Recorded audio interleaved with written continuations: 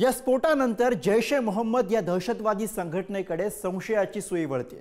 कारण राजधानीच्या कोर भागामध्ये शिरून स्फोट करण्यापर्यंत दहशतवाद्यांची मजल कशी गेली, सिक्युरिटी लॅप्सेसला जबाबदार कोण, हा हल्ला ऑपरेशन सिंदूरचा बदला होता का, हा प्रश्न आता उपस्थित होतोय। त्यामुळे भारत पुन्हा पाकिस्तानात घुसून धडा शिकवणार का, याकडेही देशाचं लक्ष असेल। बघूयात।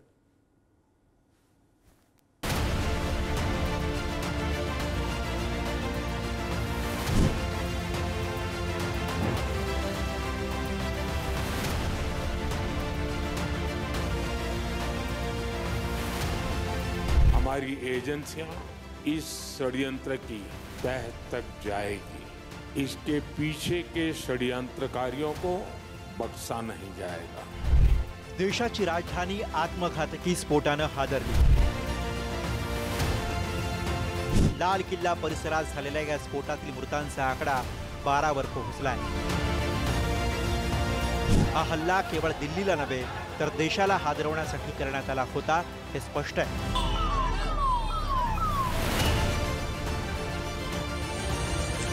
त्यामुळे षड्यंत्र करणाऱ्यांना सोडणार नाही असा इशारा पंतप्रधान नरेंद्र मोदी आणि संरक्षण मंत्री राजनाथ सिंह यांनी दिलाय। दिल्ली में हुई भयावह घटना ने सभी के मन को व्यथित कर दिया है। हमारी एजेंसियां इस षड्यंत्र की तह तक जाएगी। इसके पीछे के षड्यंत्रकारियों को बख्शा नहीं जाएगा।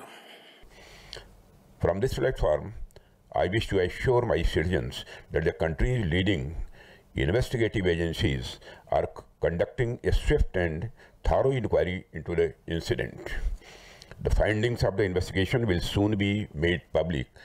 I want to formally assure the nation that those responsible for this tragedy will be brought to the justice and will not be spared under any circumstances. धक्कादायक बाब म्हणजे या स्फोटाच्या 24 तास आधीच सुरक्षा यंत्रणांनी फरीदाबादमधून 2900 किलो RDX जप्त केलं होतं। या स्फोटानंतर जैश ए मोहम्मद या दहशतवादी संघटनेकडे संशयाची सुई वळते। दिल्लीतल्या स्फोटानंतर भारत पुन्हा एकदा ऑपरेशन सिंदूर पार्ट 2 करणार का, हे पाहणं महत्त्वाचं ठरेल। कारण दिल्ली स्फोटानंतर गृहमंत्री अमित शहांच्या निवासस्थानी 2 तास उच्चस्तरीय बैठक पार पडली। 11 नोव्हेंबरला सकाळी फरीदाबादमध्ये मोठ्या प्रमाणात स्फोटकं सापडली। फरीदाबादमध्ये 11 नोव्हेंबरला सकाळी स्फोटकं सापडल्यानंतर संध्याकाळी दिल्लीमध्ये स्फोट झाला। त्यामुळे या स्फोटामागे आंतरराज्य दहशतवादी मॉड्यूल असेल असा तपास यंत्रणांना संशय। दिल्ली स्फोटामागे लष्कर ए तोयबा आणि जैश ए मोहम्मद या दहशतवादी संघटनेचा हात असण्याची शक्यता आहे। स्फोटाचे थेट संबंध पाक दहशतवाद्यांशी आढळल्यास भारत पाकिस्तानमधल्या दहशतवादी तळांवर पुन्हा हल्ला करू शकतो। या पद्धतीनं दिल्लीतलंही सरकार यांचं, केंद्रातलंही सरकार यांचं, मग हे आतंकवादी या देशामध्ये आले कुठून, हे सगळे प्रश्न या निमित्तानं निर्माण झालेले आहेत। आणि म्हणून नरेंद्र मोदींनी ज्या पद्धतीनं देशाच्या लोकांना जे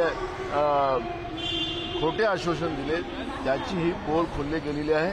ही घटना आमच्या देशावर हा एक प्रकारचा भ्याड हल्ला आहे। या भ्याड हल्ल्याचा आम्ही निषेध करतो। खरं तर ही वेळ एकत्र येऊन देशाच्या सुरक्षेसाठी उभे राहण्याची आहे। दिल्ली हादरली, यावेळी देश एकटवला, पण काँग्रेसला फक्त राजकारणच दिसलं। आणि दुर्दैवाने काँग्रेसने या संवेदनशील प्रसंगावर घाणेरडे राजकारण सुरू केलं। आम्हाला राजकारण करायचं नव्हतं आणि नाही, पण काँग्रेसने केलेल्या दिशाभूल वक्तव्यांमुळे आणि तथ्यांचा विकृत अर्थ लावण्याच्या प्रयत्नांमुळे काही आकडेवारीसह आज हे मुद्दे मांडावे लागत आहेत, हे दुर्दैवी। जम्मू आणि काश्मीर पोलिसांनी फरीदाबाद मॉड्यूल उघड केल्याने दहशतवादी नेटवर्कमध्ये खळबळ उडाली होती। आपलं बिंग फुटणार या भीतीनं एका दहशतवाद्याने लाल किल्ल्याजवळ कारमध्ये हा स्फोट घडवून आणल्याची माहिती समोर येते।